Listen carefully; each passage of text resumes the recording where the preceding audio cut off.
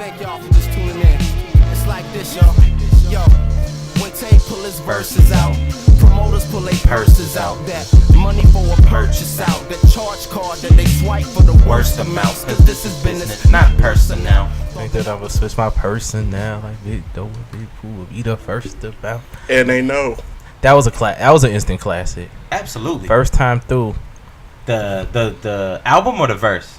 The album. Yeah, the album. Okay, cool. That album the first time through. Like I think 3 songs in. Little Brother. Which one is that? Minstrel Show. I think 3 songs. If I'll be on my guy Travis, I remember we went to Best Buy to pick it up the day it came out on a Tuesday. That was like 05. Minstrel Show is. It was like 9:45. We waited outside. They only had like 6 copies. Yeah. And I think I got 2 and he got 1. We took half the stock.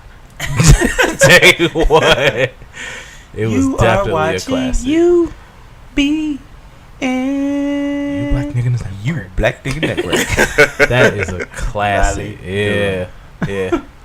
But speaking of that, did y'all hear what Push said today? Well, he didn't. I don't think he meant for it to be published. But Push, somebody screenshotted the conversation they was having with him, like in a group chat, and they asked like, "How's your album coming?"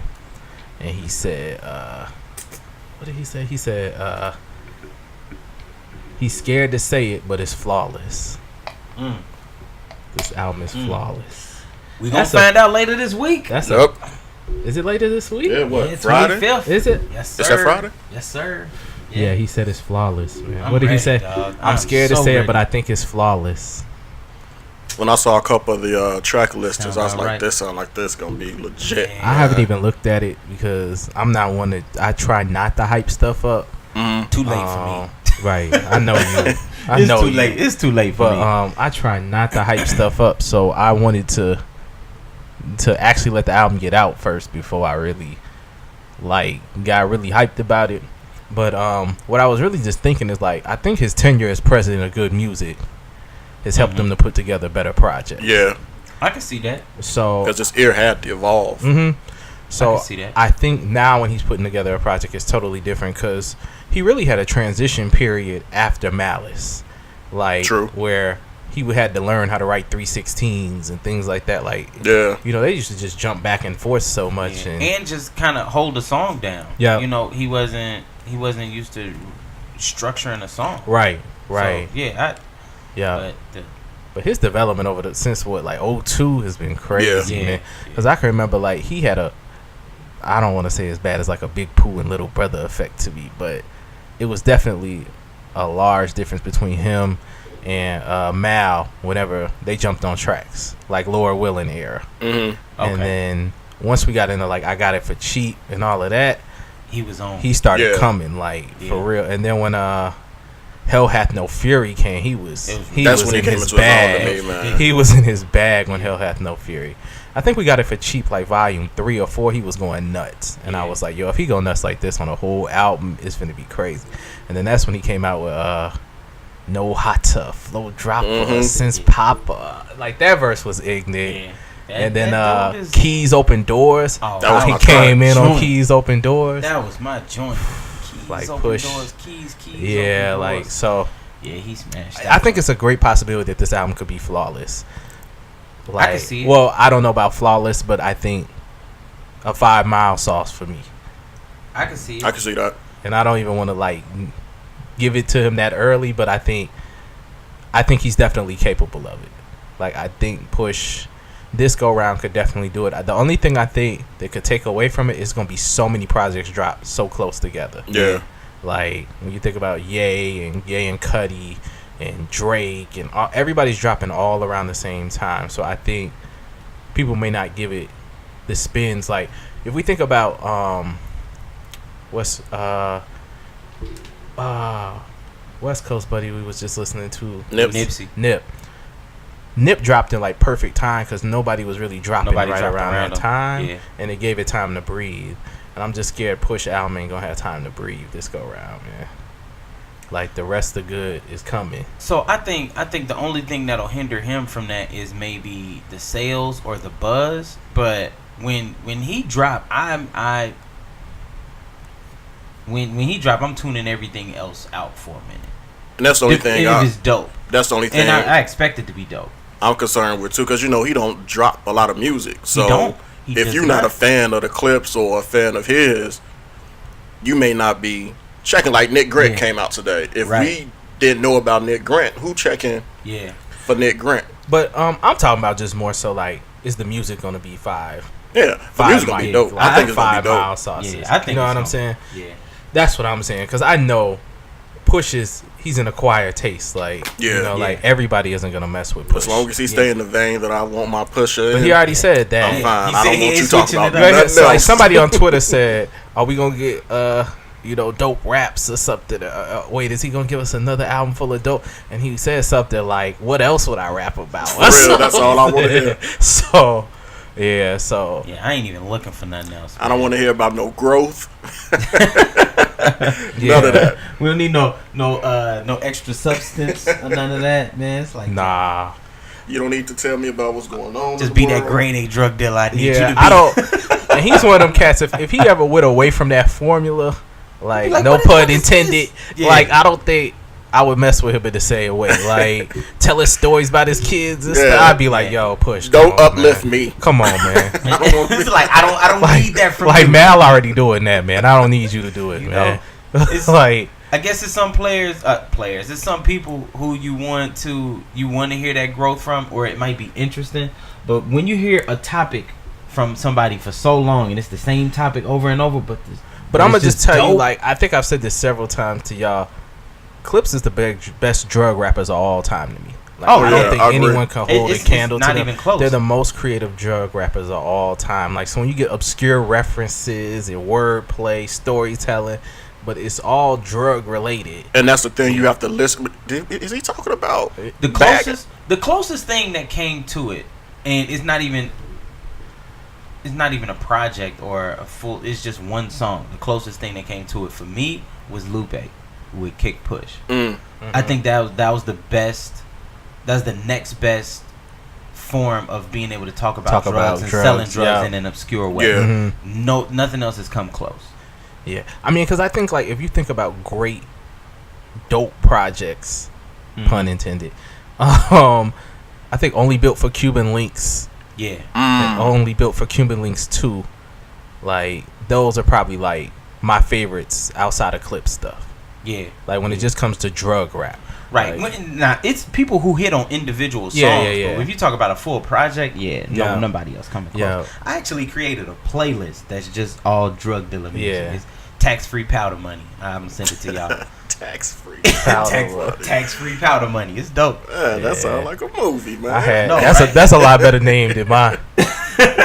Mine was just dope with the emoji next to it. Like that was it, man. Yours is way better than mine. I don't believe I don't have a dope playlist. You ain't got a dope playlist? No, man. I don't have I'm gonna tell you mine is pretty much Push. It's a lot of early Malice and stuff like that. I got a DJ getting in the mood mix. I got one of them too. I ain't got one of them mixes, man. Yeah, man. I definitely got some dope stuff on there. Yeah, but so I haven't I saw the little track list on the board with Ye, and did you hear the track playing in the background? Yeah. And I turned it off. I was like, man, don't start me. So once you go down that I path, played it a few times just so I can try to drop it into it. When I go down that path with like Push, I know I'm finna block everything else out. Yeah. So I kind of don't even want to mess with nothing else, or hear snippets, because snippets I think aren't very telling to me. Yeah, like true. you can hear a 30-second snippet and think you got the hardest song of all time, and it'd be trash or your hopes up.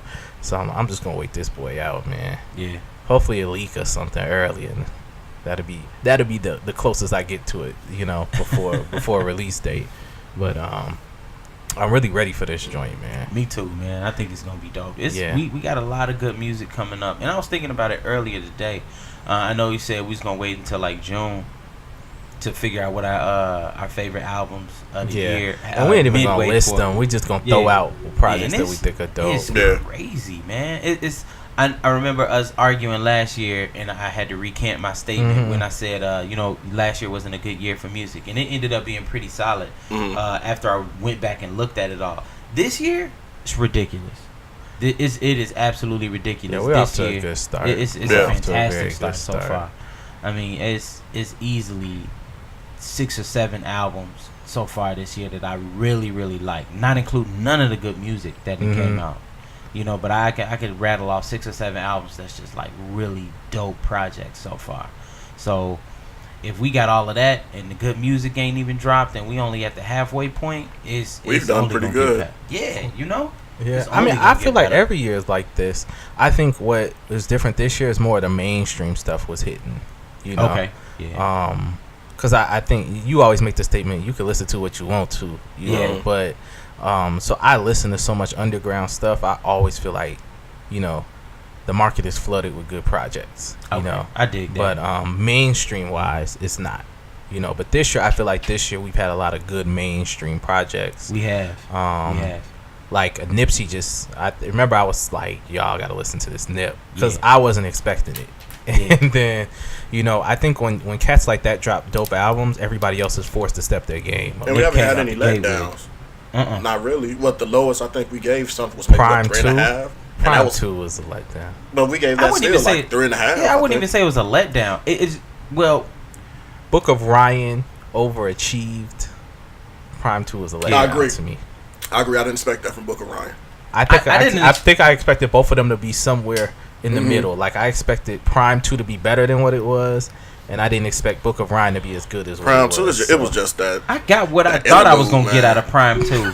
That interlude did not mess the whole project up. That interlude. I told y'all what I think the problem is. There's using one person's catalog of music. Yeah. Although it's cost effective, you only get one vibe. Yeah. You know what I'm saying? So you only get one style. Like if they told you all you can sample is, you know, one cat. Like okay, all you can sample is Guy. You're gonna be like, okay, I'm tired of like. And his track production 3 wasn't really diverse. It was that same. But it was on Book of Ryan. Book of Ryan was amazing. Yes. Amazing album. Yeah, definitely. But yeah, I'm really looking forward to this project and a number of other projects as the year progresses. I feel like everyone's gonna have to drop solid projects because you're gonna get exposed this year if you don't. I mean, you gotta come with it, man. It's too many people who didn't say they're gonna drop an album. I tell you what I think we're gonna see though. I think we're gonna see a lot of albums being pushed back. Because people gonna have to go back in their bag and try to do some retooling and stuff like that. And when I say albums pushed back, no knock on these people, but I just think these are the people who are going to be pushed back. I can see Drake being pushed back. I can see Nicki being pushed back. I don't think Drake, because Drake, does he have a actual release date? No, he just never said, released. he just said June. Yeah, and he's on tour, so that means he's gonna be focused. Now, what I would tell you, there's one thing that I think could push back Drake's album. A Drake and Migos album collabo because they on tour like that, but it's probably not going to be announced in that way. It would just be like his music is coming out a little later, and then like in August or something you go see a Drake and Migos album and be like, that's what pushed it back. Not to say it's going to be fire or whatever. I'm just telling you it's going to be fire. What? Drake and Migos. And if it's not fire, it's going to get pubbed enough with something that's normally whack. You'll be like, gonna have like 2 or 3 songs like Drake's last 2 albums. Yeah, absolutely. It's gonna be just like that. I'll still listen to it though. I'm still gonna give it a spin. I probably won't. I'll listen to unless y'all say we about to review it. Like Logic, you're gonna be forced to listen to it, man. Logic's project and that's was one of those good. you have to listen to it because it's Drake. Yeah, I listened to it. Because what did you think? Bobby Tarantino. 2. Bobby Tarantino. 2. It was decent. It was better than what I thought it was gonna be. Yeah, I'd probably give it 4 miles. It was, and I was telling Aaron, that it had the white boy flow on it, that fast rap, that Machine Gun Kelly. Yeah, and that's my question: why all white rappers rap like that? I feel like Logic played with his flows a lot. He does. He played with his flows a lot. But that white boy flow, that yellow wolf, but it's that double time flow. But that's just what's popular. That's their go-to sauce. Yeah. That's the white sauce. That's the white. It's ketchup. They don't use seasoning, right? It's ketchup. They mayonnaise. That's ketchup. Yeah, mayonnaise. That's that mayonnaise. Oh man, miracle. It was. Yeah, salad dressing, vinaigrette, white wine, something. Yeah, man. His album was straight. Yeah, it was cool. It was decent. It was cool. Decent. I had to when I listened to it on my way coming to record, I had to let y'all know that it was straight. Yeah, it was decent. Yeah, it was a decent album. It was, man. Did y'all see the Obama Netflix deal? I didn't. I heard about it, but I didn't see an article or any just figures or anything. 3-4 hours ago, the Obama signed a deal with Netflix to do what? To produce some shows and some. He got comedies. Nah, I don't know. I'm pretty sure they're gonna be docs. But yeah, of course. Might be, yeah. You never know, man. He might have his own little SNL episode. He's probably the only person that the money he's going to, they don't make a lot of money doing the presidency that we think they make. Yeah. But man, his avenue in terms of, moving on that particular movement is going to be so big. And that's every president. Sure. You make most of your money after your presidency, whether it's those are engagement and book deals. But this dude about to get into media. Yeah, media is a whole different type of bag, especially with Netflix. He got it. Dropping he could do that, man. Yeah, and then he bringing his wife along with him. Oh yeah, she coming. Yeah, Shell's so cold. Yeah, so he may be doing a joint like Letterman got the little talk show. Allow me to introduce. That's I think it's called. Yeah, something like that. I haven't watched it yet, but the guest list been dope. Jim Carrey, the Jay-Z one was dope. I haven't watched it yet. I watched the whole Jay-Z one, which was dope. I watched like maybe 10-15 minutes of Jim Carrey's, and then I got interrupted on, so I didn't even get a chance to go back to it. But Jay's was super dope. Both of them got real open about the infidelity and a bunch of stuff. It was dope. And they touched a lot of different facets, a lot of different parts. So the Jay-Z one is the only one that I've seen, but it was pretty dope. And Netflix got to capitalize on all this stuff because YouTube is about to have a video streaming coming out. Yeah. So Amazon, the mic deal, the mic deal, the 10-hour documentary. I cannot wait. I was mad when they said, "Oh, did you hear the trailer?" Yes, the trailer's I didn't watch. No, it's an audio trailer. Oh, I didn't. They said Jordan took the time to actually sit down with the director, the same director that did he did 2:30 for 30s. Yeah, I think one was a Giants one. It wasn't the Bills, but he did 2:30 for 30s. Yeah. And I'm here for it. Yeah, I think like 10 hours of unseen footage. I was like, where did you get 10 hours of mic footage? Well, I mean, then it was like, it's 10 hours, but it's 500 hours of footage. Right. That's crazy. Yeah, it's going to be a 10-hour series, but it's 500 hours of footage. And it was like a lot of it's unseen. I was like, but I think the greatest part about this is that people will finally be able to separate, like the younger kids, why we love Jordan as much as we do, in comparison to LeBron. Yeah. You know what I'm saying? Because like when they start to see like that passion and that hunger, and how he just wasn't losing, just pure tenacity. Yeah, his workouts in comparison to LeBron's workouts, like all of that type of stuff. Like I hope that they like have the affinity for him that we do. Like it's probably never going to be to that point, but I expect to see a lot more kids walking around in Jordan jerseys. And the jersey shirts. They're releasing the jersey. Later on this month, right? But the craziest thing about it, and I don't think a lot of the younger generation can really wrap their mind around this, is because everybody talk about the stats where LeBron James is starting to pass Mike on a lot of stuff. This man walked away from basketball for 2 years in his prime.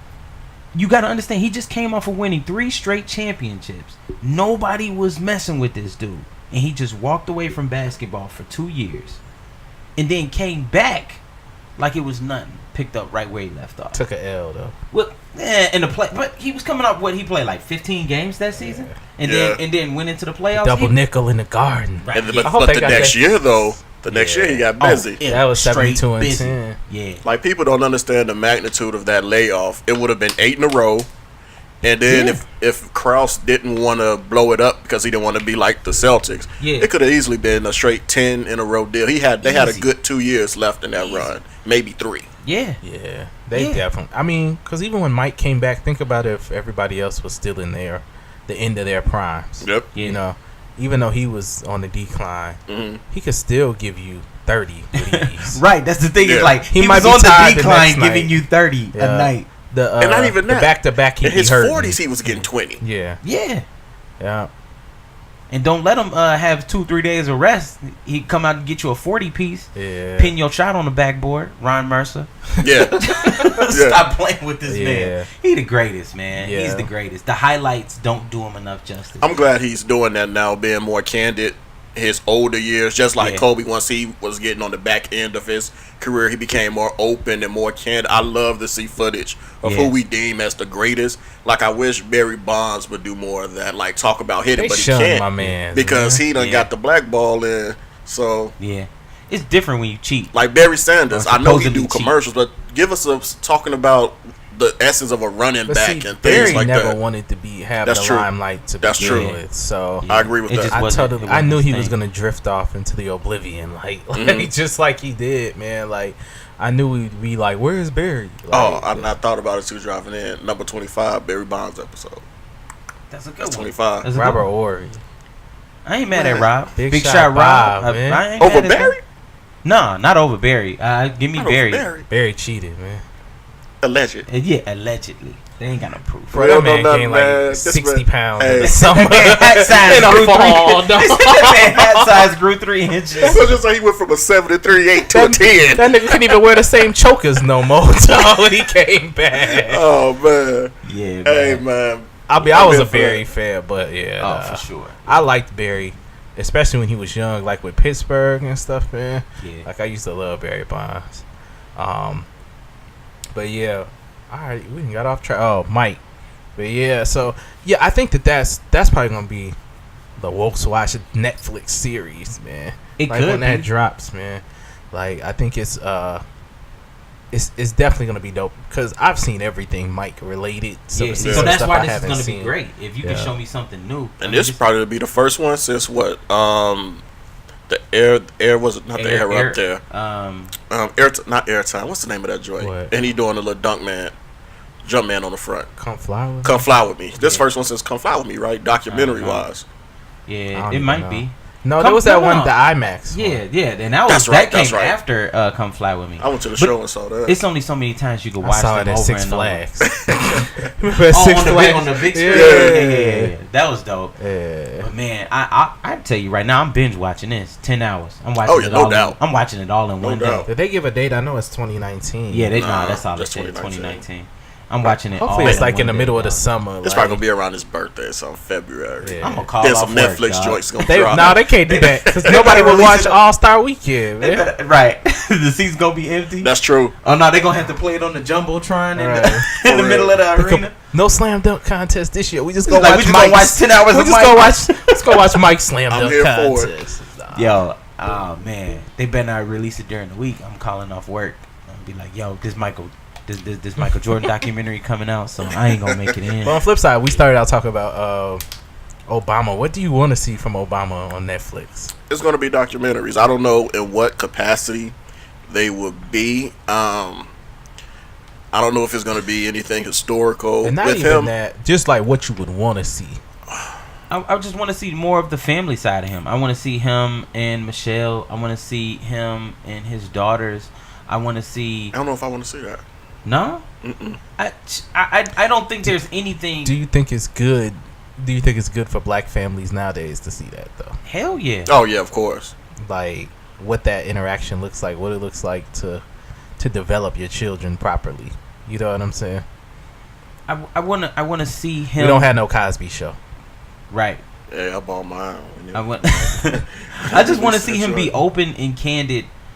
Even more than he was when he was in the White House. It was only so much that he can say and do, but now he's got an open platform. He can be as broad and as open as he wants, and I want to see. I want to see that from him. What I can see him doing is, how like Morgan Freeman have those documentaries where he goes to different countries and learn about different things within that country and things like that. I can see him doing more of that, but with Obama as well, nothing will surprise me based upon his.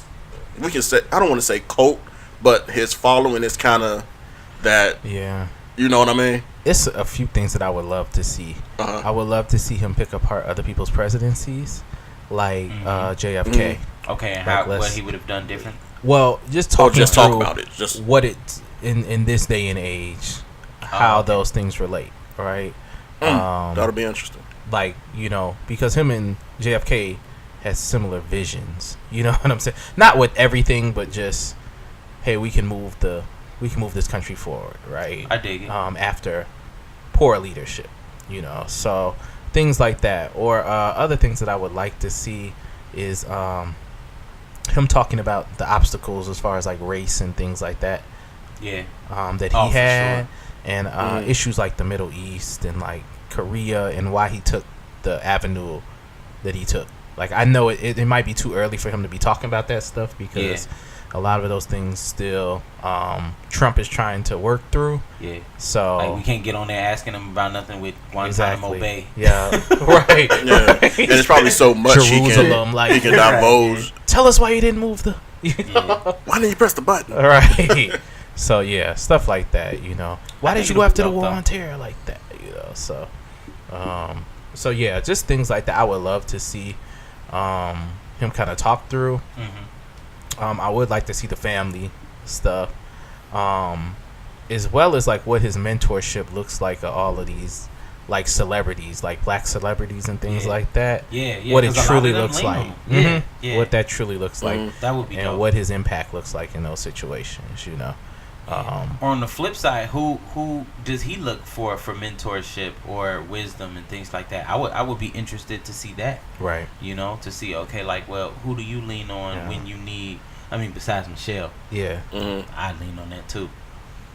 But not like that. I mean, I know that's how it came out. I ain't mean that, Miss Obama. Bro, you meant every bit of that. Like, I just rescinded it. I didn't. It's just. That's how you're supposed to. You're supposed to lean on your wife. But see now you got just go, bro. That's just on go, you, bro. That's on you. But I would like to see who he looks for or who he leans on when he's looking for a different perspective, or for somebody to be able to enlighten him or be able to show him a different perspective on things. And I know from the past, seeing interviews, not anyone that I can say currently or present. He leaned on a lot of course, Martin, Abe Lincoln, people like that. But I want, just like you mentioned, I would love to see, like, in the now, in the present, who do you talk to when, you got to make a decision. You don't have to give us your confidants, but, I talked to Ford, and me and Gerald Ford talked about blah, blah, blah, blah, blah, blah. Yeah. I dig that. I want to see him talk about when he used to smoke weed. We ain't gonna get that. How his lips started turning black. I want him to talk about. He'll say that's that old African blood in him, man. We ain't gonna get that, man. I think we need to get that, man. So how you feel that about was just an offensive foul. About Malaya when he didn't give him? They gave that offense. That's an offensive foul, bro. They called the offensive foul on it. It's trash. But anyway, it's the Cavs. Yeah. But yes, I think like I would want to see more of that type of stuff from Obama, man. Like, or just doing documentaries on things that he could shed light on. Like you talked about Morgan Freeman. Didn't Morgan Freeman go to like one of the high schools that they still was like segregated? Like, he did a lot of stuff. So things like that brought attention to things that people had looked over or didn't know that was going on. Like I think like the lynching and stuff in Oklahoma or things like that. Like he could bring a lot of light to things of that nature. So I think that would be dope. Yeah, I think it'll be a good look. That's definitely something that I would tune into. Yeah, most definitely. Man, did y'all see Cat Wants Out of Minnesota, man? Yeah. Who? Cat Towns. Yeah. I don't even they didn't. It's all speculation. I don't think he didn't say anything, or they don't have any proof that says he wants out. They just not seeing eye to eye. But okay. And until I see some more, I mean, they say where smoke, there's fire. But until I see more smoke or some actual fire, I ain't reading into that. But can't you see the problems?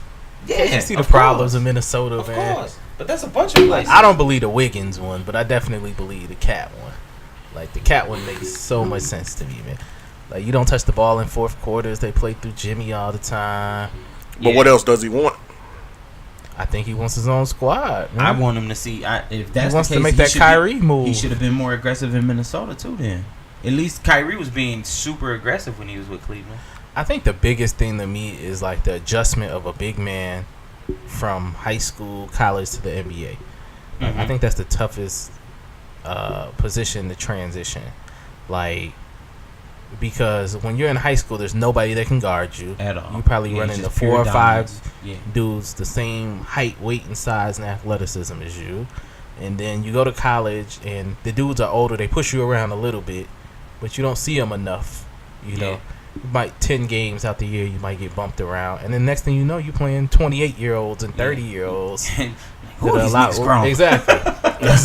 So I think that everybody my size. Yeah. So I think everyone's development is slower as a big man. You know. I agree with that. Like, so I think Cat isn't even in his prime yet, and he's one of the most dominant. Like, if I was going to build a team, I would probably start with Cat. If I was going to build a team, bigs? I'm talking about, like, if I'm trying to start a franchise right now. Mm-hmm. I'm going AD. Like, AD and his health problems. That's why the only reason I wouldn't go with AD. He's injured every single year. Cat's a defensive liability to me. 20 plus games. I'm definitely still going with AD. I mean, you could pick either one, but I just would I pick mean, Cat just I because understand of where you're coming from durability. with that. Yeah, it's Cat is not a bad pick. I mean, with everything that he can give you, and he's still raw. Both of them are still growing, though. I don't think we've seen the best of Anthony Davis yet either. But I mean, obviously, that would be a concern for me. Is his injury history. Mm-hmm. But yeah, neither one of them would be a bad pick. No, I think you could start with either one. But yeah, that would just be my preference. But just saying that because you have if somebody was starting a franchise, that's who they would want to start with. You have that on your team, and he's not pleased. Yeah, you know what I'm saying. That's your next 10, 15 years. True. Right. You know That's what I'm true. saying? Yeah. So that's my thought process around it. Like, if I had a team to build, that's who I would start with, and you're allowing him to be unhappy. Yeah. That's a poor front office to me. Well, speaking of unpleased, what about Kawhi? Spurs talking about they'll offer him the Supermax. They don't have a choice. It makes sense. I don't think you gotta hold on to him. You ain't really paying nobody else. But the great thing about but Kawhi is totally in his hands at this point. because he's unrestricted, right? Yeah. Mm-hmm. Yep, and I think he can't wait to get out. $219 million. Boy, I'm staying. But I wonder if the Reggie Rose effect is killing him with other teams, though. With his uncle, supposedly, allegedly, calling the shots in the back. Could be. I don't know. Kawhi's uncle. I could see that. I could definitely see that. Like, what? But if you're in a position of a Kawhi or someone, like, do you just wait for LeBron and them to make their decision, or do you make the first play? Because I think whenever LeBron, because he always plays around for a long time with his decision, and you could be building your team, because if you don't, what ends up happening is LeBron's team always ends up stacked. I think you wait for LeBron if you plan on leaving, but if you plan on staying, it just go ahead, because you know what's already out the West. So y'all can try to recruit, yeah. But on the flip side, I think the Kawhis and the Paul Georges and people like that need to get back to the East. Need to get to the East because it's such an easier role. Like Boston is playing with 20 and 21-year-olds. Like the 3 cats scoring the most points are all under 23, I think. Like, and they're in the Eastern Conference Finals, up 2-1. You know what I'm saying? So the road is a lot easier. I mean, the Raptors fold every year. Like, you ain't really fighting with too many people, That's true. The West is it's a gauntlet. It's like a Royal Rumble, man. Yeah. Unless you say I'm going to go. Let's say I'm Kawhi. What about Memphis? They got a good big. They got a point. They just missing a couple pieces, but it's still too much. Can't go to Golden State. Probably won't go to L.A. I was about to say L.A. sound good then if you just gave that to Memphis and they got the 4th pick. Memphis got 4th or 5th. I think they got the 4th. It's high. Yeah, it's high. I think they got 4th or 5th. Memphis. Yeah. I think they got the 4th pick. Then I mean, you would have to think L.A. looks good if he would consider Memphis. But Kawhi has a small market feel. I just don't. I could imagine the different opportunities that a large market would present him. Helping him being able to build a brand and be, just. They're not calling this even. They're not. They definitely not. It's definitely a lopsided call with these reps. But being able to have, I think, and this is probably what his uncle is saying is getting out of San Antonio and getting into a bigger market, some bright lights can help. Why? Yeah. You winning in San Antonio in terms of his basketball celebrity. Right. You got a Jordan deal. Yeah. You won championships. That's true. Finals MVP. Face of a franchise. We got to figure out what's the disconnect. What's making you upset? Is it? I mean, obviously, that's something that only Kawhi knows. Why is him he and upset Pops with used his to get situation? into it like him and Tony used to get into it. You probably can't tell him nothing. I don't know. Pop and Tony find a way to make it work though. They had a Tim Duncan and a Ginobili. This just gonna be him by himself. I think he still probably got LA. Nah, the only way I think that he leaves is if, like, let's say him and Cat are gonna go to the Clippers or somewhere that's gonna be home to him, you know. But I don't think that he wants the big spotlight like that. Yeah, he should go. He's Washington. Happy. He don't need to leave somewhere like that. Washington. If he can get to Toronto, they'll have to give up Lowry or somebody.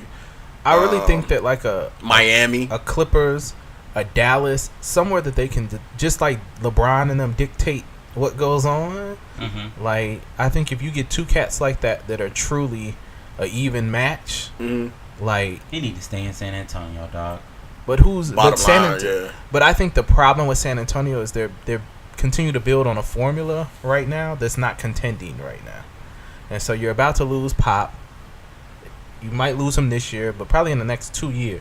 I think whenever Ginobili leaves, Pop is gone. Pop probably staying because of Kawhi, because he was leaving when Tim left, but then he saw what he had in his roster. But I think building around Kawhi, something soured somewhere. But I know that whenever Ginobili leaves, Parker leaves, Pop leaves. That's what I think happens. That could be this year. I think everybody retires. That could be this summer. It just hangs it up. We had a good run. Tony said he definitely coming back. Tony said I think they both playing one more year. Even if it's not with San Antonio, he wants to play 2 or 3 more years. He said he want to reach 20. Collect them checks. Yeah, hey. He want to collect 20 years. Steve Nash did it. Yeah, not 20 years, but Steve Nash collected checks sitting on the end of LA's bench. Yeah. And I was not mad at it. I was like, get that money. Yep. Get that money, Steve. You have to, man. That vet minimum is how many mil? It's a couple mil at least. Yeah. Like, just collect them checks while you can, man. Yeah. What did y'all think of this chick with the memes all week, man? The Stanford professor. Who? Stanford professor. Oh, this white woman? Yes. Oh, she's a Stanford professor? Yeah. Yes. I did not know that. She's a doctor somebody. The memes is hilarious, though.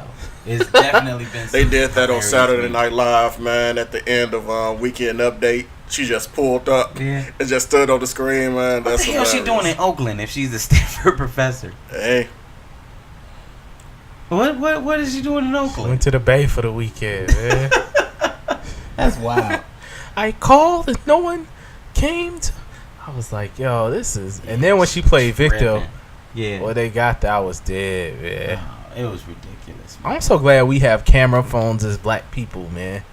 And you would think it's getting... Of the time, but I'm just so it's exposed because... Yeah, I feel you on that. I think that there's two groups of people with white privilege.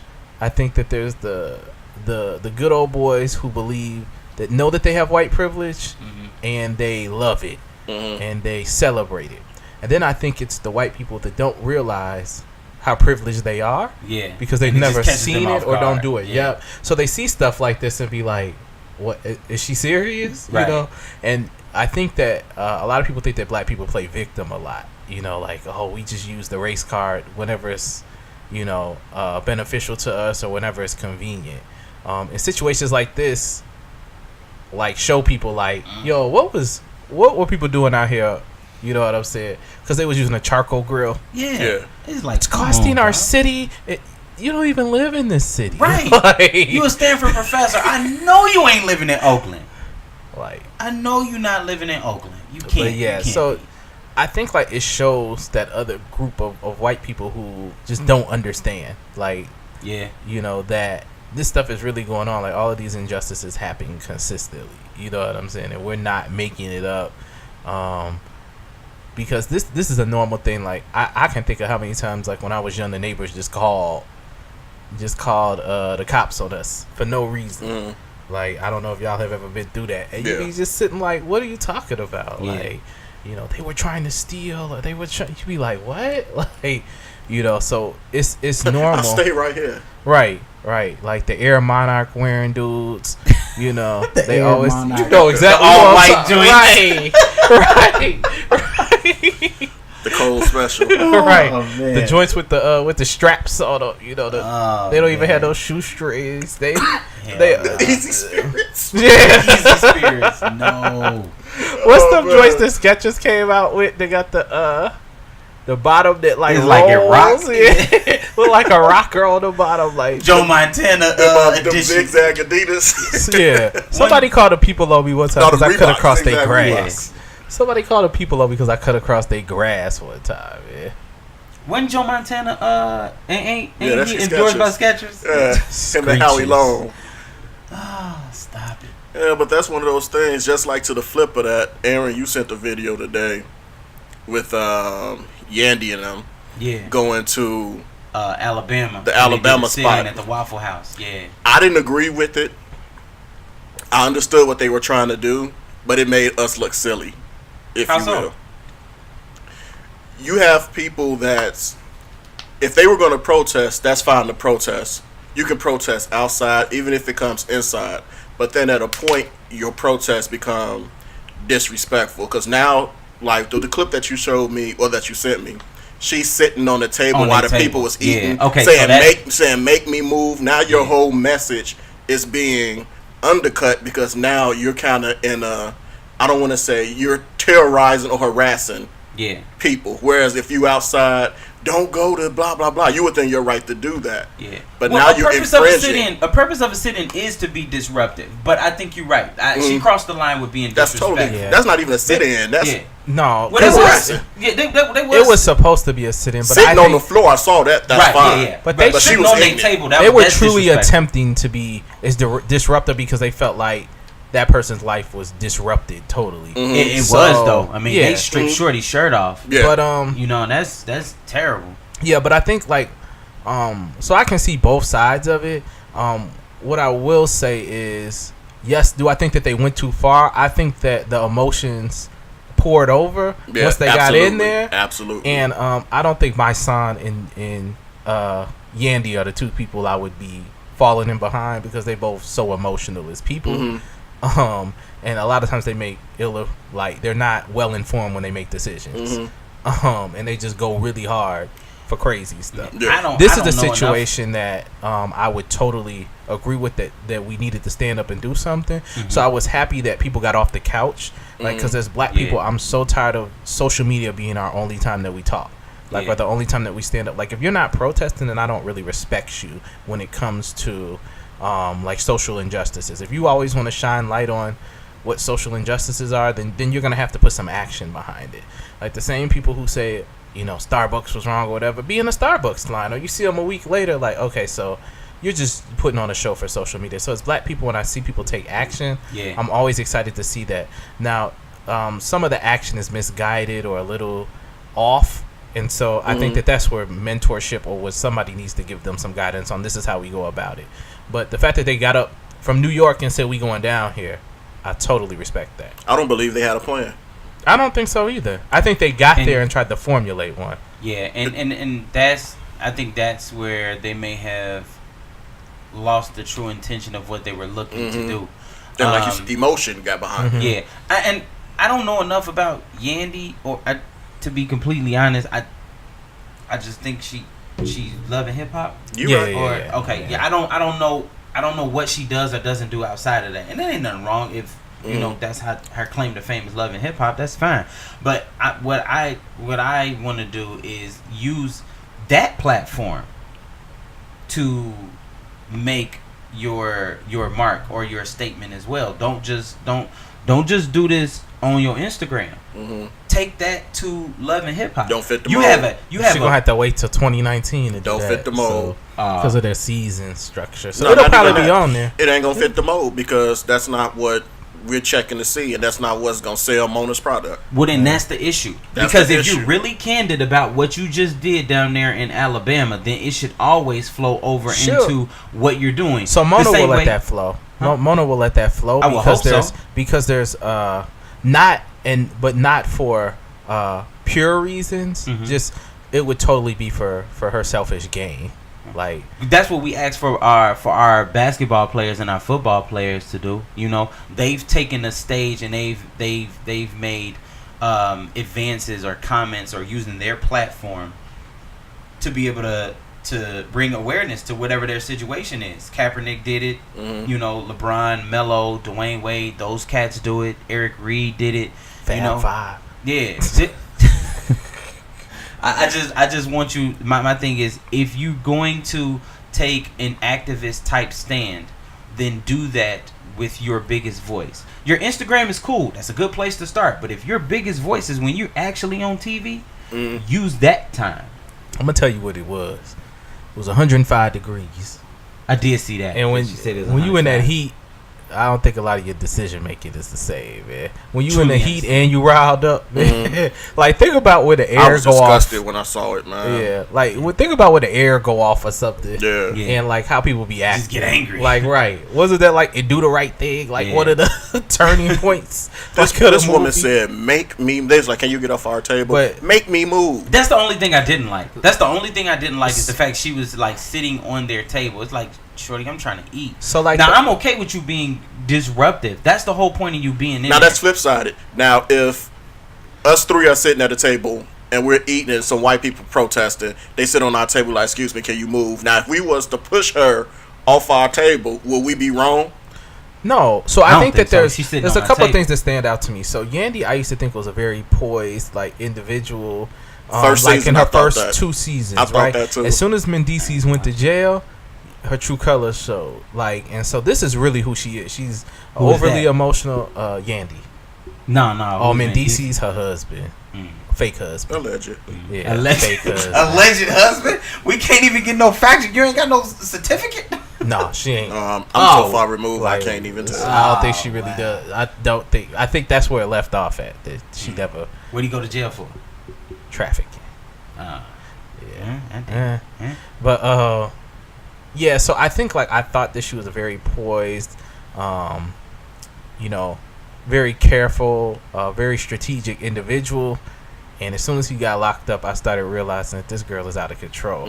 So when I saw the clips of her sweating and doing all this stuff, I said, oh. And then when I seen my son standing behind, I said, this is ignorant. I already know it's ignorant. So we have to remember that the true reason for a protester like a sit-in is to be disruptive, but to be disruptive in a non-violent way. Yeah. Sitting on a table and trying to invoke violence is not, when we think back to what, the 60s and segregation and things like that was for. Martin Luther King and everyone, we were trying to lead non-violent protests. They were trying to invoke violence in that situation. So I don't, like you said, Steph, I don't totally agree with how they were protesting. I was glad that they did something, but it just totally got out of hand. And I think that they really should have had someone else leading the charge. What they should have did, and I don't even know if they did this. Let's say they didn't. You're in New York. You can go speak with Al or somebody, even if we don't agree with some of the stuff Al's been saying lately. You can speak with a civil rights leader that's an elder statesman, if you will, and say, okay, we're going to Alabama. How do you think we should approach this situation? Instead of just saying, okay, let's get on this mega bus and go to Alabama. I totally agree, and lose our mind. But what I am happy about is like they didn't remember, like a few weeks ago I was talking about like the whole Starbucks thing and stuff. You don't have to wait for someone else. So when I saw that them take it, now they just got out of hand with it over time. Like it seemed like it just continued to escalate because they were trying to escalate. So now the story is now, did this make a situation worse or did it bring awareness? It brought awareness. To what though? I think it brings awareness, especially to a demographic who needs to not be enlightened, but a demographic who needs to be more socially aware. If you take a look at the last few things that then really got hot and heavy in regards to these racial social issues, they've been young people. The 2 young boys who got lynched in Oklahoma. The young lady at the Waffle House was really young. The young boy who got hemmed up outside of prom. I saw was that. Outside of a Waffle House. He was outside of very young. Don't go to the Waffle House. So that's what it seemed like. Don't go to the Waffle House. But the fact that if Yandy is on Love and Hip Hop. That's a younger demographic who you are targeting. And Mysonne, I know a lot of people not real big on Mysonne, but yet he's still a rapper. You can still target a young demographic. Yeah. So I think the right people were there. They just needed more structure behind it. I think you made a very good point. Is if you're gonna do something like that, you can't just be all, as my father liked to say, willy nilly about it. You gotta you do bring somebody who is well versed in this arena. Don't let them take over what you're trying to do.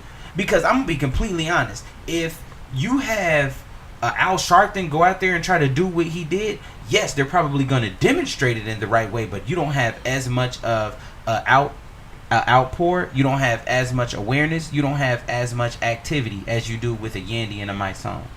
So you got the right people doing it, in my opinion. You just need somebody else. I ain't even gonna say the brains of the operation, because then that makes them seem like they're not as educated. What you need to do is have somebody who's a cooler head. We'll say a cooler head, which is normally the brains of the operation. Right. But I don't even think it's that. I want to just say somebody who knows what they're doing, somebody who's well versed in being able to get that done. I mean, this is the same chick that couldn't even get a benefit track, like from with Safari to leading the process. They're in Alabama. You mean to tell me they couldn't go to the head of whatever the NCAA, it's a tournament for protests. the NAACP and get somebody to come, or they down south. Someone from the SLCS couldn't come shining moment. The time is. Nah, I totally understand what you're saying. But like, so this is the thing that concerns me about, because I've always wanted to have that love and hip hop generation crossover and think more about social things. But then on the flip side, this is our love and hip hop generation. That's like, true. They're out of control. They have no tact. Things like that. So. Do we want them at the forefront of things? Because me personally, like I stated prior, I don't think this did anything. Well, we see this. We see this. Right. So, like, think about if you bring 300 of Yandy's fans out. So, I mean, but you brought up a good point. Just give me 1 second. Just picture what the narrative would have been if we would have just saw Mysonne standing there and them sitting on the floor doing the chants, as opposed to her deciding to show herself doing what she did. She could have did it, but we not see it, and the whole narrative would have changed of what was going on in that moment. I agree, but I still want them to be the people. Mysonne, and I think Yandy, or anybody who's on. They can be a part. I don't watch you can be a part, but I don't watch Love and Hip Hop enough to know. With them. I need somebody strong to be the voice of the people at that moment. So then here's the thing: is if your strongest person, or maybe your well-versed person, your most knowledgeable person, won't garner as much attention as you will, then you get somebody who can help you. I like the fact that you said tact. Get somebody who's tactful, and somebody who can quarterback this thing. And it could have been my son. My son does this all the time, but he's just so militant in his approach. So the whole situation gets skewed. So then my thing is this: is that I think you brought up a really good point by saying Al Sharpton. Al Sharpton knows how to form. He knows how to get people in formation and make sure that this is something that we're gonna be. I don't want Al Sharpton or Jesse Jackson call for nothing else. But all they do is come and stand around. But they're really not doing anything. So that's what I'm saying. I don't even want them out. Well, know, Al Sharpton said white supremacy is dropping because of the royal wedding. So he may not be able to do nothing no more. Saying stuff like that. But I would love to see Tip come out. I would love to see somebody like that. Like that. Yeah, so this has that same generation's ear. You know what I'm saying? Because he's poised. He's poised. He does. Straight from the clink. But my to the process. But my thing is this. He may not have been able to come out. he may have that have been out of his jurisdiction. He took care of himself well though from the video I saw with him in jail. He handled that. He did. He handled that pretty well. It could have been bad, yeah.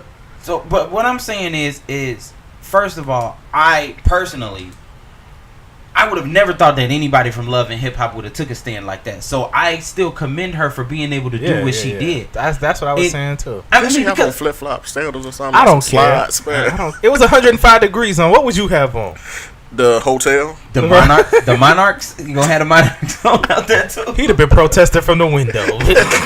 That's right. Y'all go get him. I'm gonna get some ice for y'all. Right. Give me y'all tubs.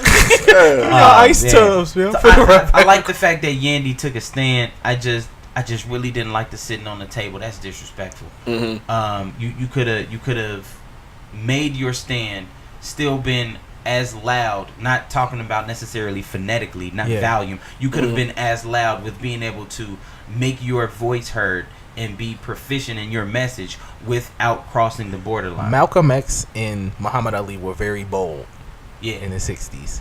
But it was done with tact. It was and they weren't apologetic either.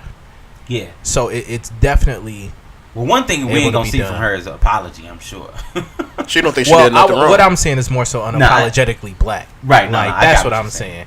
Is like we're gonna stand up for the betterment of our people and making sure that our lives are better. But like, I don't know what Yandy's true vision was. That's the when issue. She sat. That's the issue. They just sweaty butt on the table. They just knew they was upset. They was like, man, this is some BS. I'm upset. I'm mad. They should have never did a girl like that. We need to do something about it. But let's go have a sit in. Yeah, let's do it. Let's go. But I'm gonna tell everybody, and then they just went out there and did it. This protest reminds me a lot of what was it? That girl's name, like Kanika something. Kanika Martin. The was that the protest in Rosemont when the girl died in the freezer. Like that approach was taken by all of Chicago going out there to protest. You know, not really being focused, not knowing what they were protesting. You know, other than we want to see the tapes. But how do you go about it the proper way? You know what I'm saying? Like, so it just became like this out of control protest. And so they started out down the right path, but then eventually they just got out of hand. You know, I agree. With so that. I felt like this reminded me a lot of that. You know, totally different circumstances, but just the way in which, like, we're gonna bully. We're going to come in and bully as opposed to being nonviolent, you know, only utilizing violence when it's necessary or force when it's necessary, you know. And we're not afforded that luxury. We can't do it. Exactly. At all. Yeah. Exactly. So, yeah, we have to be careful with that. Yeah. How do you not call that? Yep. All right. Any other stuff happened this week, man? This week? No, I saw the trailer to BlackKklansman that looked dope. It looked like it's gonna be straight. That looked dope. It looked like it's gonna be straight. You know the story though about the black man that Spike missed on his last couple, last couple that I could think of. I'm not gonna say next. What are his last couple? I'm a Spike stan. Yeah.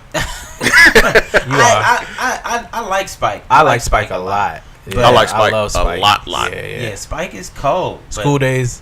What is School Days a good movie? School Days is dope. Okay, Stan. School Days was a dope shit. No. Straight. Lawrence Fishburne was 47 years old. No, he wasn't. He was 27. Man. Lawrence Fishburne his beard was thicker than mine in School Days. He was 27, man.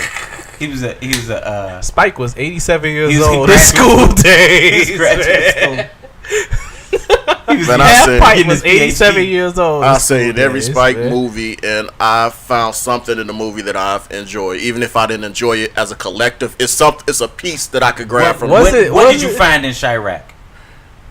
See, me, I understood what the it was a satire. What he was doing, so that didn't bother me. I went to the movies and saw it. I did too. I was like, I went into the show and saw it, but it's still based upon what he was doing. And if you look at it cinema wise, to me it was decent. It didn't even get bad reviews. The people gave it bad reviews because they was looking for menace to society. Well, it's the climate of Chicago at this moment. Yeah, like if this and then people thought it was exploiting Chicago. It's a whole lot of stuff going on. I understand that it was a satire and it was based off of Xtra, but it just wasn't. It wasn't put past. Like, it just wasn't put together. And you have to think about like what your audience is and what what's going on, what's the temperature and the climate right now.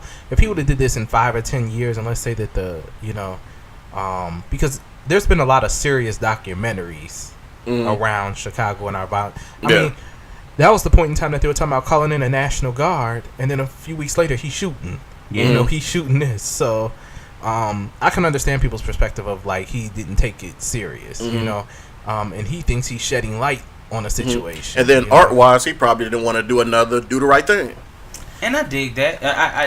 I know that you don't want to fall into a mode of it's just like, oh, okay, well, it's Do the Right Thing just in the Chicago version. So I'm with from an artistic standpoint, I understand why he wanted to do that, but he came off as though he did all of this research and he had the ear of Chicago. And then when I watched the movie, it was nothing Chicago. Well, you know when they told you Nick Cannon was one of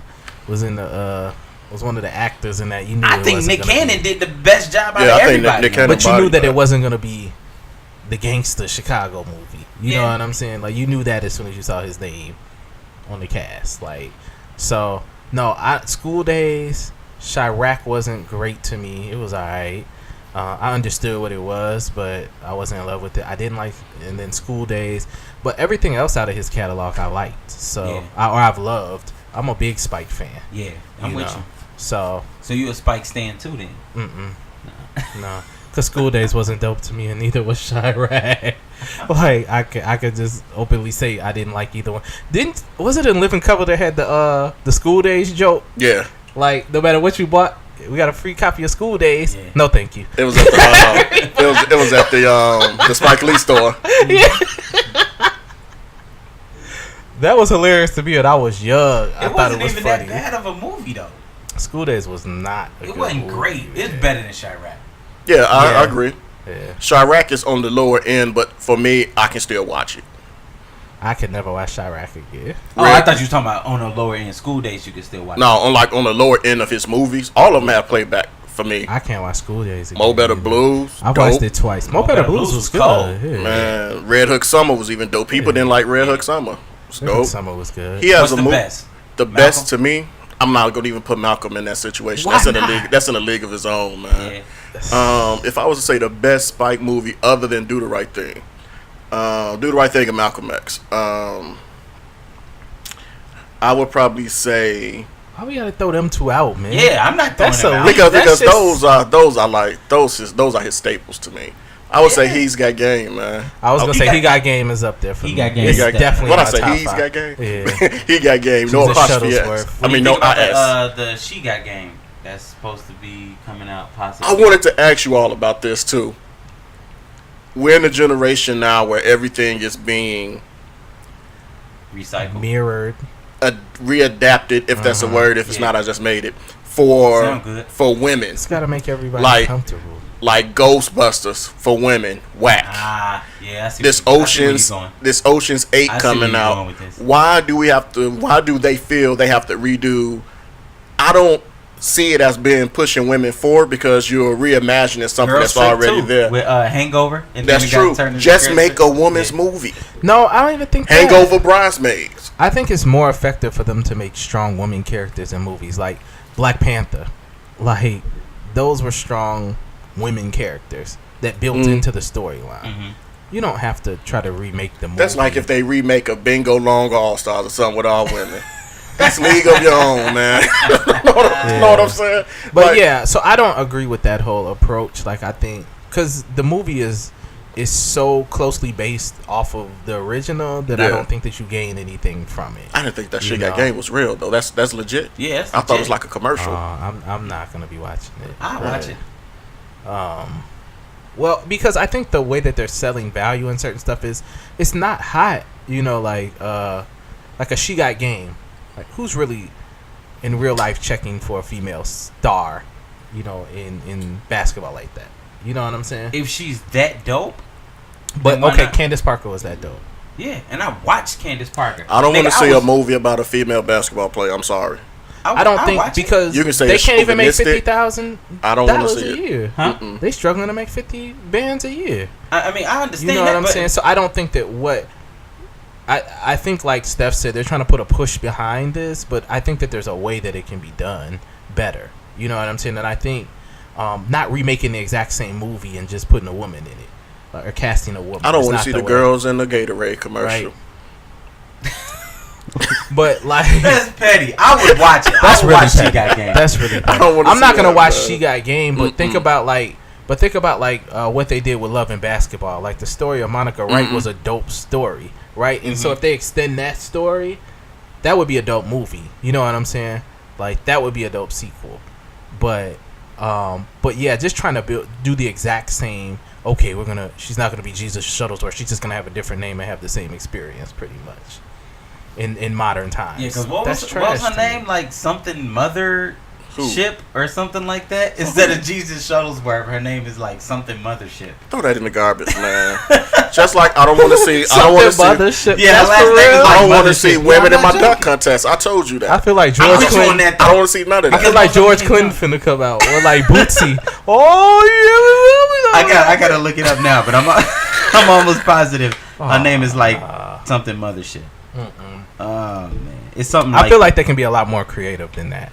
I would love to see like a movie about a girl trying to go to the WNBA or something like that. For real, I thought. Or talking about like how hard it is for girls to play overseas and how they make most of their money over there, but they're totally uncomfortable over there. It was already done. Love basketball. No, it wasn't. They talked about that over there. No, they didn't. They had a scene. Remember, but like raising kids and stuff. So let's think about what Candace Parker's story. Oh, ain't a lot of them having no kids because they are. Yeah. They're talking about 98% of the league, but I don't believe that's that. Like the thing that's hurting the WNBA, they want to be compared and placed on the pedestal as the NBA, but your product isn't that. NCAA, if they were able to make, years has been like in the past 5 years, their product has been in some cases better than the NBA. I would rather watch NCAA women's basketball than the WNBA. I think the skill sets like. This whole what is the team the Lynx Spark the Lynx in LA this rivalry is actually a dope rivalry. Yeah, it is dope, but like, they give them all the good players every year. I watch every single time they play. It's kind of like a Lakers Celtics or like a Bulls but the Bulls WNBA, anybody in the 90s I'd be excited for. The way the WNBA works is like when the NBA had like only 10 teams. And it was a team that was struggling, so that best player got to leave a team. Like, Della Dunn had no reason to leave Chicago to go to Washington. You know what I'm saying? Like, the ones they want to keep on that roster, they keep their, like, Diana with Phoenix, Candace with, why is Cappy bouncing to so many different teams, man? But she goes where she's needed. Too. She Jamal Crawford. She goes where she's needed, man. But, like, so if we think about that, so we talked about the expansion of the NBA. Is this not the same growing pains just in their game? But nobody's checking for it, man. But nobody was really checking for the NBA once the ABA came out. You know what I'm saying? So you have to build. Once the league gets to a place where it's extremely competitive and it's more than 4 or 5 teams being extremely competitive, I think that it's going to throw that in the garbage too. But I think that's a trash name. But I think that the game can ascend at that point. Like, because when I watch that, I enjoy watching a lot more WNBA games than most NBA games. Like, because of the ball movement. But it depends on who's playing. Like, you're not checking for Las Vegas Aces and the Dallas Wings. I will watch them because Aja Wilson. I was just about to say because Aja Wilson just went there. That's the only way. Hey, she killed Skylar Diggins. She had 14. And that's what I was going to say. There's always someone with a very high skill set playing. I'm watching it because Skylar Diggins fine. I don't care nothing about her skill set. She is. If I was to watch WNBA, she can hoop though. It's only 3 teams I'm watching: LA, Phoenix, and Minnesota, because everybody else is trash to me. Atlanta's still good. Atlanta's good consistently. Yeah. Well, now that they got what's name, she's playing this year.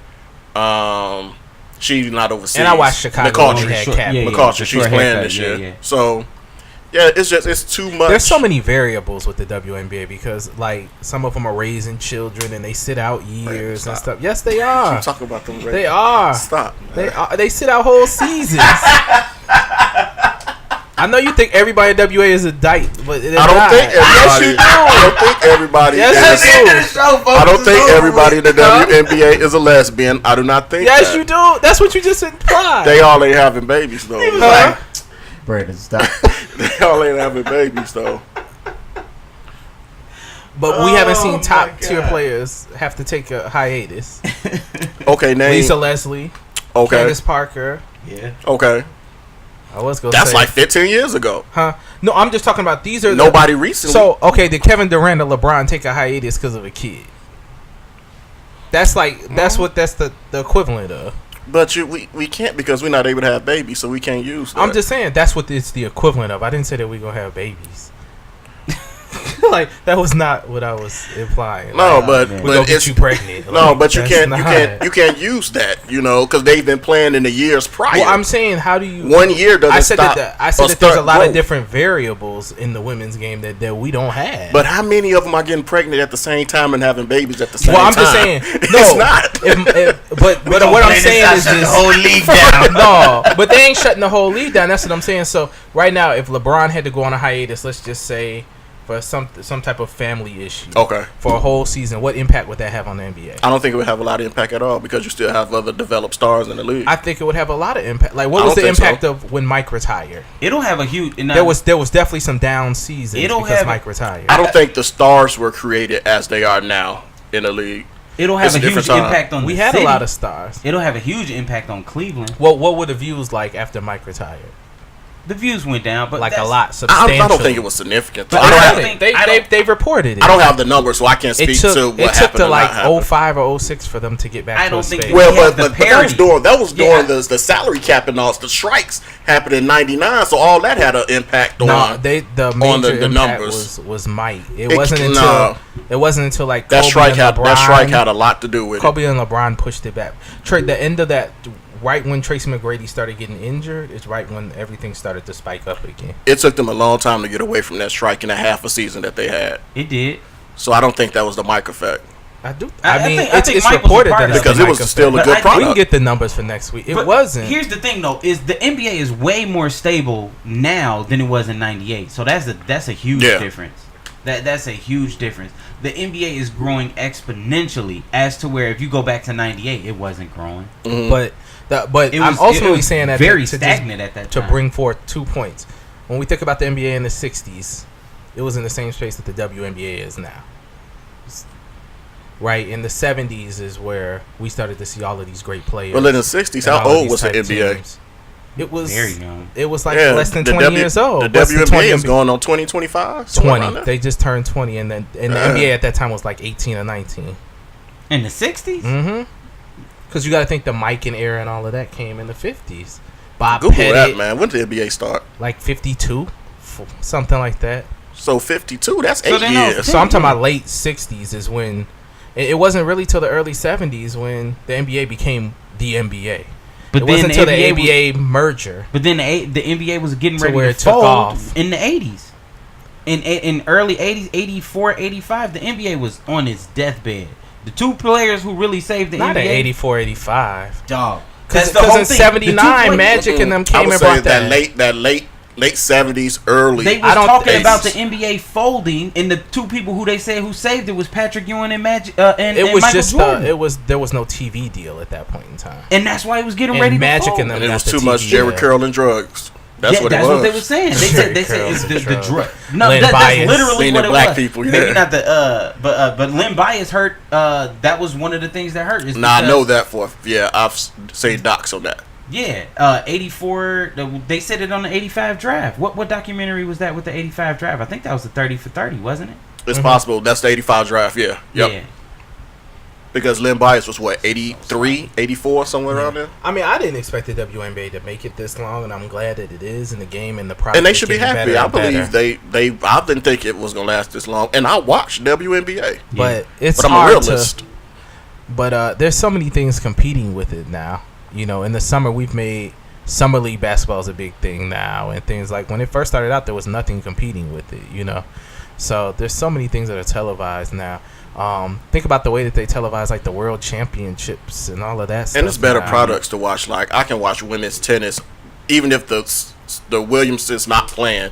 I can watch women's tennis before I can watch WNBA. Sloane Stevens about that action Sloane too. Steve, yep. I can watch can't- watch them. Madison Keys. I can watch. That I can stuff is name good, tennis players. But I think we're reaching a point where I think in the next 5 to 10 years the WNBA can go to the next level. Because How? the talent level is there. Like if you think about like all the girls from UConn and South Carolina and all of them teams that are kind of pouring into the NBA, Yeah. there's gonna be a lot more stars. What's It's going to gonna be help? just like that 80s to 90s transition. They need a TV deal. They do. They need a TV deal. Need a better you TV you deal. can't They definitely you do. can't That is a huge. sell when you got a game tomorrow, May 22nd at 12 o'clock. Yeah. There's no way you can do it. Their promotion sucks. Like, their promotion sucks. And I think that would take it to the next level. Like, I feel like... and they all-star game the on big tape three. No, not even joking. I think they don't take delay. It plays. I tell you another thing. It's on like ESPN though. It's not like a major thing. No. You always trying to be disrespectful. Another thing that they're gonna have to do the WNBA. is they're going to have to. You like Skylar Diggins. The women's AAU is going to have to start pouring more money back into it. That's why that's another reason why because it's going to be. When you say pour more money back into it, what you mean? Into that the WNBA should pour more money into women's AAU? No. The AAU circuit has to pour more money into the women's facet of it. Because of what? Of them playing basketball. No, because I think NCAA women's basketball is huge. No. I say AAU. Right, and that's so. And because here's the thing is that I think that's what NCAA women is but pretty. The same like money is poured into GEYBL that's poured into EYBL. People just aren't checking for it like that. Like their Chicago event is like one of the biggest events in the country for basketball. You know, and then when we think about like a lot of the girls' tournaments are better than the boys' tournaments. But there's just not a platform for it right now. So there's nobody streaming it. You know what I'm saying? That's the point. When I'm talking about putting money into it, is you have to highlight that. If Baller's Life was making the mixtapes, you know what I'm saying? I think there's an exposure problem. Yeah. I just think there's an exposure problem. So then that's my thing. Find a way to highlight it because maybe it's just me because we're all basketball junkies. We gonna tune into any kind of basketball, but it just needs to be exposed. I mean, we all just sat here and named and we can rattle off WNBA players. The common fan can't do it. Well, I think the other problem is that in the 90s they tried to push it. They tried to push it so hard and it just didn't gain the steam that they thought it was going to. So I think that advertising dollars are tough. Is it safe to say they were 10 years too early? 15. I would say they were 15 years. Because I would say over the last 5 years is where the WNBA is extremely starting to get competitive. Where we have, like, you know how we had like the Pistons and the Celtics and the Lakers and whoever in the West. Those times you expected those four teams to be there and you tuned in for it. I think you got a lot better players. They have to change the marketing, man. They have a ton of great players. Not that they didn't in the 90s. They were older. 2000s. They were older. They were. Right. So I mean, my thing is that, but now it's so many great players. Every team has a great player. Yeah, they got no players. Not a good player. Every team has a great player. Yeah. Every single team. They need to change the marketing campaign. I remember like back in the early 2000s, the only chick that had handles in the WNBA to me, outside of the chick that's coaching now, like Dawn Staley. Huh? Dawn Staley? Nah. Teresa Witherspoon? No. She used to play with the Kings. Like the Kings. Oh, the Kings Pinachero. Teresa Pinachero. Was dope.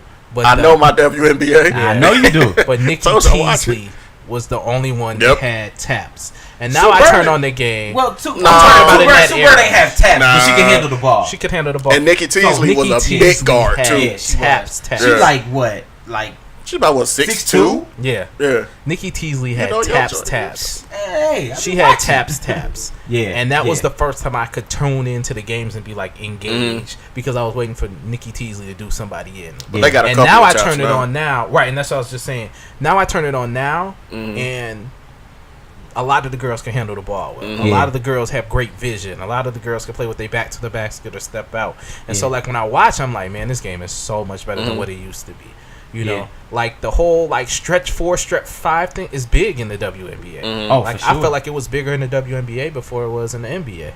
Like in that, you know, that's when the Candace Parkers and the Lobos, like the end of Lobos. Them girls is fundamentally Tina Thompson, sound. Yeah, Tina Thompson, the end of her career. Lisa Leslie when she could step out. Like I think that they were advanced in that before the guys were. I tend to think that the women coming from college into professional ball are more skill ready.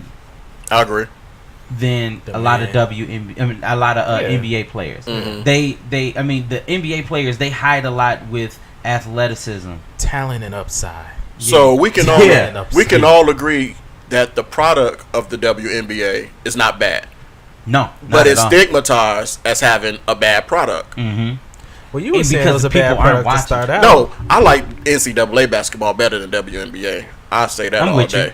I can watch NCAA women's basketball all day. The only team, I mean, I can only watch like 3. I think it's more. NCAA. I think it's more exciting. The WNBA, it looks better. They put on a better show. It's a better product. I think it's just the parity and the teams and the atmosphere is better. It's no identity. The uniforms are all the same. Like back in the day, they had different uniforms. Even though that's minor. It's just the G League. Everything is they treat it like the G League. You know, so yeah, everybody has the same everything, and the ads all on the jerseys and stuff because they got to find a way to make money off the league. They should have. What they should have done was, but they wanted to be a separate entity from the NBA. Was have that NBA franchise be like a brother franchise. For like a Chicago team, I know you can't call them something synonymous with the Bulls. Right. Like the Pistons had the what were they called? The Shock. The Lakers had the Sparks. Orlando had the not Orlando. Sacramento had the Monarchs. So if they would have stayed in that vein and partnered the WNBA, but they weren't making money, so they couldn't stay in those cities. So now you in places like Connecticut, the team in Utah is going. The team in San Antonio was going. So they're not able to sustain anything because there's no money. Yeah. And the money ain't coming at 12 o'clock at noon for a game on a Monday. It's definitely not. You're right about that. Yeah. The sister teams, I mean, I like the idea, and it did work. Mm-hmm. But I think you can still... Rockets. Yeah, I think you still can have the sister teams now. Like, they're just going to be a little bit different. I think they should. Different aligned. Like, it might be Connecticut and Brooklyn or something like that because that's who the sister team is. You might change the colors or something, you know? And they may have to expand. How many teams they got now? Like 12, 15? I think it's like 16. I think it's 16. Yeah. The only thing but they're continuing to grow. You got to think it's the same. Like, I keep taking it back. I mean, it is. They're getting ready to get a Seattle team. I heard. Yeah. Again, they got. I mean, not Seattle. Tulsa Kansas City team. Yeah. They get another Tulsa team. Well, Tulsa was Seattle. That's what I was saying. No, Sue Bird was playing in Seattle. The Storm. Seattle ain't. Yeah. The Storm's still there. I thought they moved them. The only team that moved was the Spurs left. The Spurs, not the Spurs. The what were they called? The San Antonio team.